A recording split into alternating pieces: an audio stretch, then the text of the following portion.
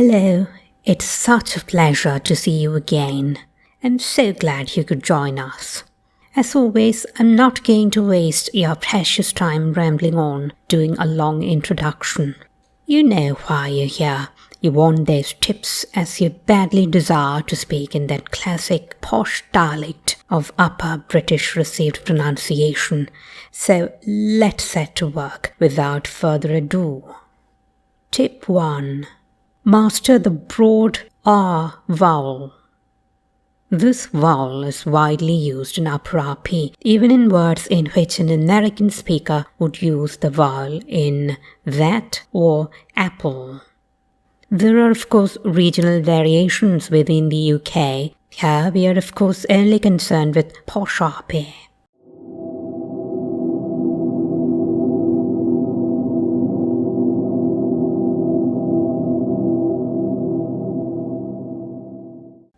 Here is a rather long, very handy list for practice.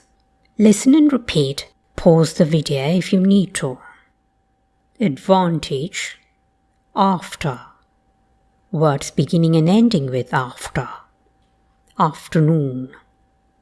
Afterwards. Hereafter, etc.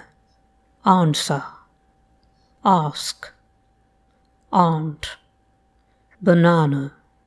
Basket, bastard, bath, blast, branch, brass, broadcast, calf, count, cask, casket, cast, cast, castle, chance, chancellor, chant, clasp, class, words beginning with class, classmate, classroom, classy, etc. Command, countermand, daft, dance, demand, disaster, downcast, draft, enchant, entrance, verb. Example: fast, fasten, gala, ghastly, glass, graft, grant. Words ending in graph, telegraph, etc.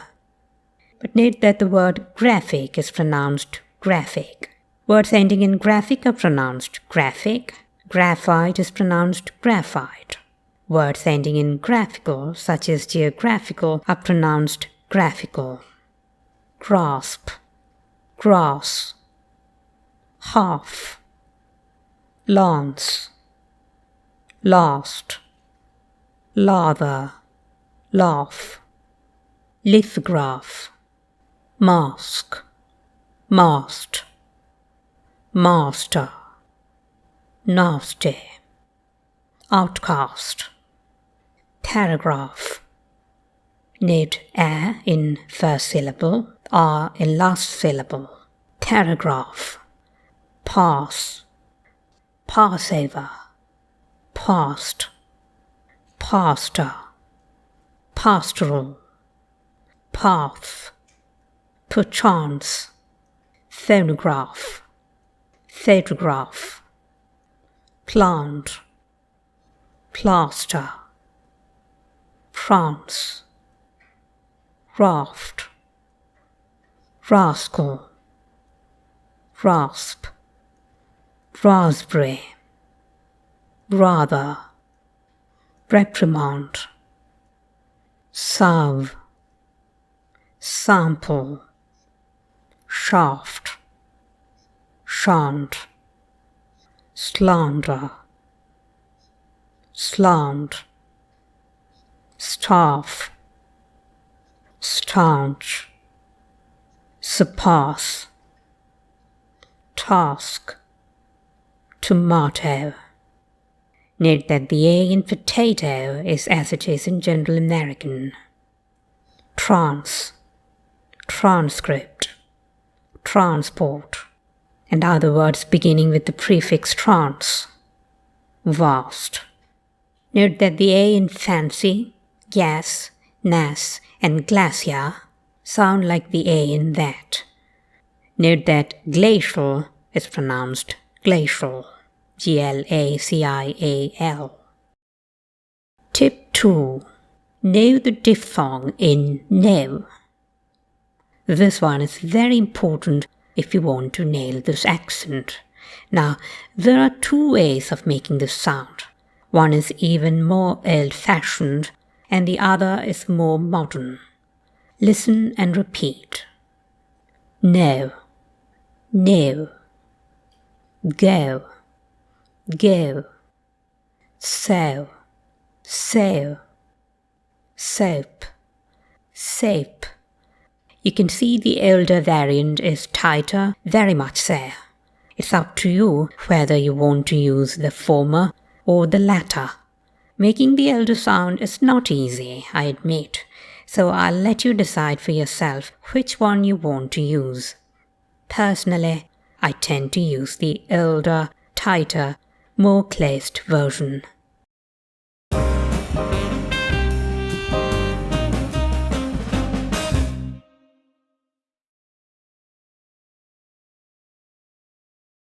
Want more practice? Here you go. Boat, oak, coal, rope, jug, both, coat, rogue, home, tone, toe, belt, build, comb, owned, vow, lonely, moaning, slow. I know I don't know how to get over to the road. I made a great deal of progress in my rehearsal process. Tip 3. Use schwa. Drop the R. Here I'm sort of cheating because I rolled two tips into one, but they often go hand in hand. As you may know, British English is non-rhotic, and it's true for modern U.R.P too. When we say we are non-rhotic, we mean that we have a very specific relationship with the letter R. We mean that when the R is written, it's not always pronounced. So, when do we pronounce our R's? The R is only pronounced when it's written before a vowel, or in front of a syllable or unit of sound, like Fred or real.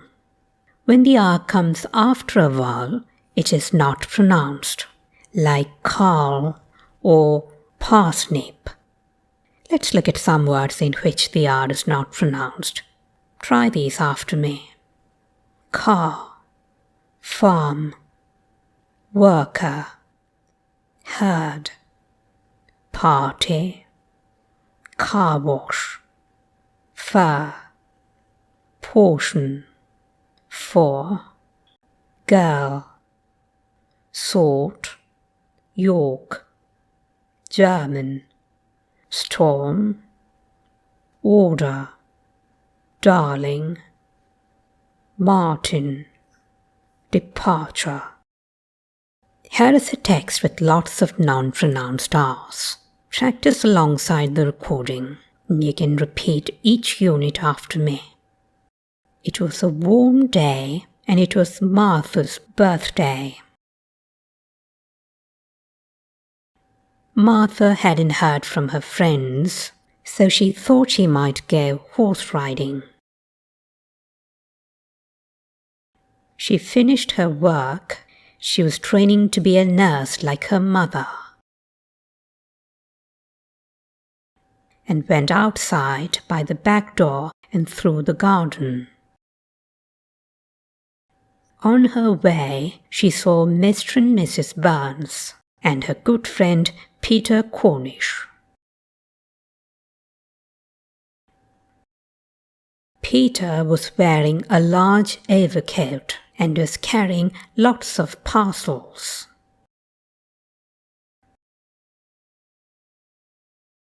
But Peter barely stopped to speak to her.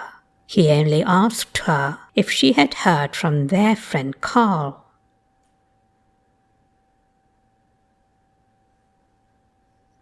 But didn't mention her birthday. She saw 4 more friends as she walked, but none of them remembered it was her birthday either.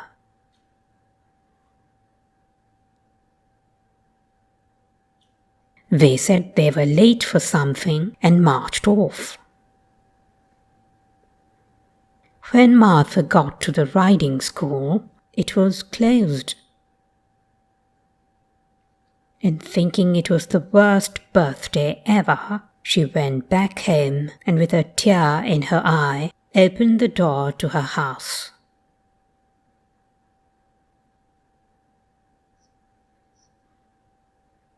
"Surprise!" her friends yelled as she entered the room. It was a surprise party for her. This would be a great birthday after all.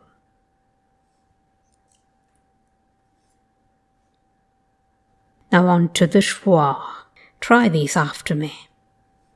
To do, today, to try, to go, to be, to have, to say, to come, to go, for you, for me, for him, for her, for us, for them, for this, for that.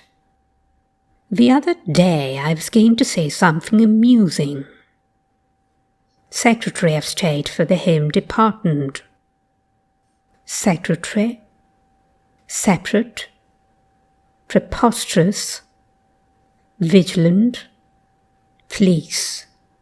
Now to combine both rules, here are some sentences. The farmer at work saw the far first near the far door. Barbara was very barbaric. Very, very barbaric indeed. Tip 4. Stress differently. Stress patterns give that musical quality to British speech. In U.R.P, many words are differently stressed than they are in General American. I can't possibly list all such words here, but following are some examples. I don't mean to rouse controversy or to appear discriminatory, but one must take one's medicines and vitamins on schedule to avoid getting migraines, said the Nicaraguan lieutenant, narrating a story to his homosexual nephew, the laboratory clerk and saxophonist whose car was in the garage. Controversy, discriminatory, medicine, vitamins, schedule, migraines, Nicaraguan, lieutenant, narrating, homosexual, nephew, laboratory, clerk, saxophonist, garage, program, simultaneous, lever, leisure, herb, zebra, nonsense, diesel, mobile, fertile, futile, tactile, detail, cigarette, aluminium, note the distinctive spelling too, magazine, Bernard. And finally, tip 5, play with pitch. Overall, U.R.P has greater pitch range and a more varied intonation palette, so we might get a very high sound contrasted with a very low sound, especially at the very ends of sentences. That's not to say that there aren't people with very monotone speech. There are definitely those who speak only on one note throughout, but some might argue that they are the exceptions. So do look out for that greater pitch range, especially compared with North American dialects. When I'm with her, I'm reminded of the virtues of the English. But isn't she American? Exactly. As I've tried to model throughout this recording, there is a tendency to have a lot of up and down. I say, smashing cricket stroke. Also, U.R.P tends to have a greater contrast in stress and length in between the shorter and longer vowel sounds. Sounds that are lingered over and sounds that go very, very quickly. This quality is sometimes called rattle-rattle-bing effect, sort of like playing on an old typewriter, typing very quickly, and then, when you get to the end of the line, you get a bell-like sound, ding on the important word, the operative word. Rattle-rattle-bing, rattle-rattle-bing, rattle-rattle-rattle-bing. Get the idea. So when you talk, some tend to talk very quickly, sort of throwing away the unimportant words, the grammar words, and then when you get to an important word, the content word, you tend to excessively lengthen, elongate that word. And the pitch may rise on these very important operative words. And now, here is some extensive practice. Oh, I say. Oh, I say. You idiot, how dare you? Would you care for some tea? Or, would you care for some tea? We're getting that today, if I may ask. Emphasizing the word there changes the pattern, and it changes the meaning too, as we've seen in many other videos on this channel, especially the intonation classes. We're going there today, if I may ask. Or, we're going there today, if I may ask. Now notice the 3 British patterns for the following sentence. It was an extremely good plan. It was an extremely good plan. It was an extremely good plan. Unfortunately, it's not quite the right shade of blue. So I said to him, "What are you standing there for, man? Far." Well, he fired all right. Hit the quast horse, as it turned out. Good gracious, I said. What did you want to do that for? Will you tell me to fire, he said. Can you imagine? Bloody cheek. How dare he contradict me? I could use a whiskey and soda. May it please you, my lord, if I may offer your lordship some idea of the circumstances in which my client most unfortunately found himself, I think your lordship will realize the extreme provocation he is under. Very well, but don't be too long about it. We haven't got all day, you know. As your lordship may recall, I'd sent your lordship's chambers the papers regarding the original brief. Yes, get on with it. We know all about that.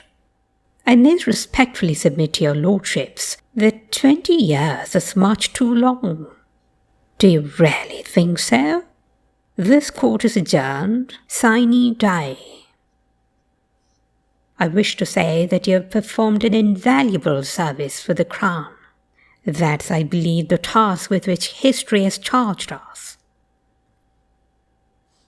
If you are anxious for to shine in the high aesthetic line, as a man of culture rare, you must get up all the germs of the transcendental terms and plant them everywhere. The idea is this: it should not be impossible to meet both objectives, but the democratic process must take priority. That's it for now. Thank you for being here. Talk soon. Take care.